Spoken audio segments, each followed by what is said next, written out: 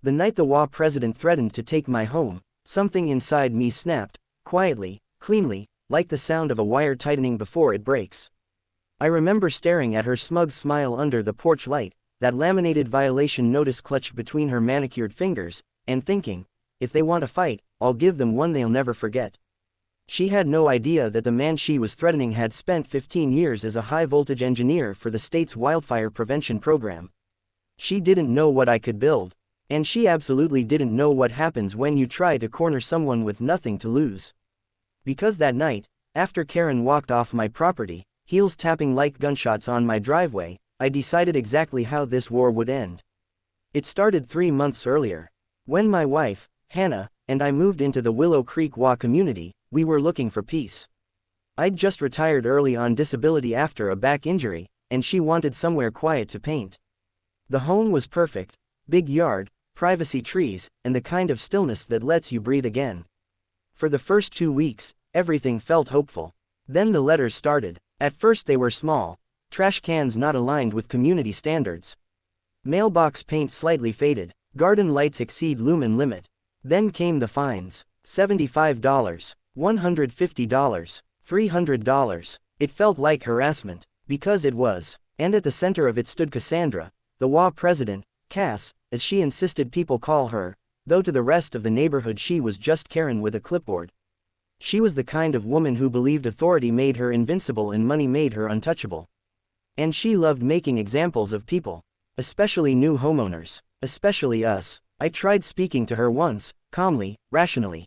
I explained the notices didn't make sense, that several of the supposed violations weren't even in the bylaws. She smiled, tilting her head like I was an idiot. We write the rules, she told me, and you follow them. But the moment things truly escalated, when the line snapped, was the day she marched onto my property with 2 board members and a stack of papers. Your fence is noncompliant, she said.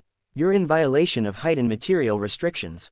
If you don't remove it within 14 days, the HOA will place a lien on your property. A lien? I asked, stunned. For a fence that's been here longer than we have. She smirked like she'd been waiting for the question. The previous owner never filed the paperwork. So it's illegal, and noncompliant. Remove it or lose the house. The other board members wouldn't even look me in the eye. I could feel the anger bubbling in my chest, cold and sharp instead of hot. When I asked her for evidence, she waved the papers in my face. You're welcome to take us to court, she said. We have deeper pockets. That was it. The moment everything changed. The moment I understood she thought she could bulldoze us, bleed us dry, force us to sell.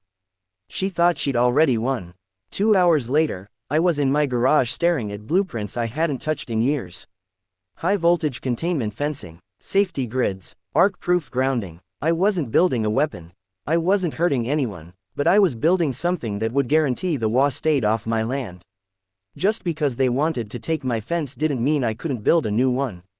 A better one, a legal one, a 10,000-volt monster of a perimeter that met agricultural livestock containment standards under state code, completely outside the HOA's jurisdiction. I read every statute they had no authority over. And I found the golden loophole. HOA jurisdiction does not extend to livestock control installations exceeding 5,000 volts when installed on private property zoned agricultural suburban hybrid parcels grandfathered prior to 1992. Our parcel, grandfathered, outside their reach, untouchable. The next morning, I began construction.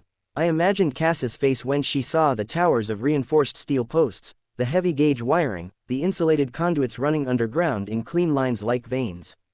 Neighbors stared, photos were taken, word spread fast. By day 3, Cass herself marched over. What on earth are you doing? She demanded, hands on hips. Improving the fence, I said, never looking up. You can't install that, it's dangerous, it's illegal. Actually, I said, handing her the stack of printed statutes, it's neither. She scanned the paper, her face twisted. This is livestock fencing. You don't have livestock. Not yet, she sputtered. You're bluffing, so take me to court. Her nostrils flared. We will. She did. 1 month later, I was sitting in a courtroom, calm as a man on vacation. Her attorney argued my fence was built to intimidate the HOA, that it was a public safety hazard, that I was being aggressive and threatening. My attorney simply handed the judge the zoning maps and state statutes. When the judge looked up at Cass, she wasn't smiling anymore. "This appears fully legal," he said. "Case dismissed." I thought that was the end. But petty tyrants don't stop when they lose. They escalate. 1 week later, someone tried to cut the wires on my fence. At 2 in the morning, while rain hammered down, my monitoring system pinged an alert: voltage failure on the western quadrant. I threw on a jacket and rushed outside.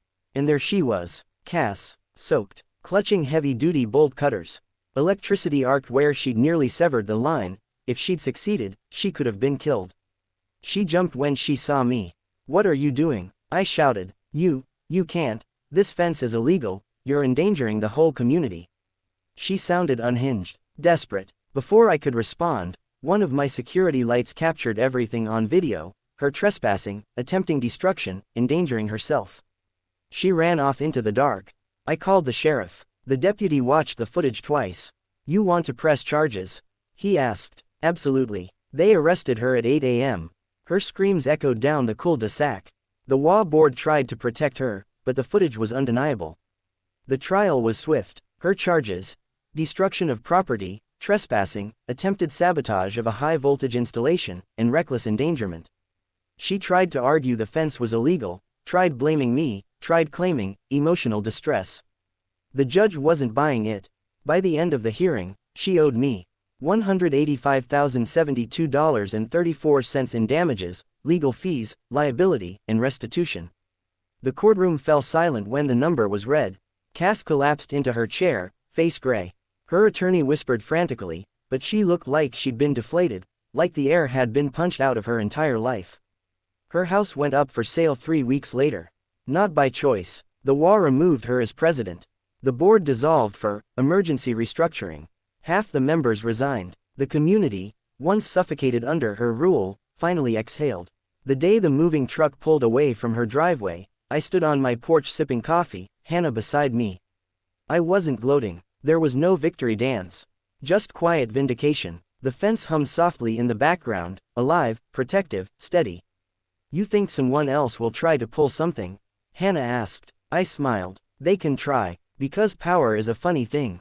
Some people abuse it, some people fear it, and some people, like me, build it so no one can ever take it away again." Cass learned the hard way that electricity isn't what shocks you the worst. Consequences do. And in Willow Creek, consequences finally came with 10,000 volts.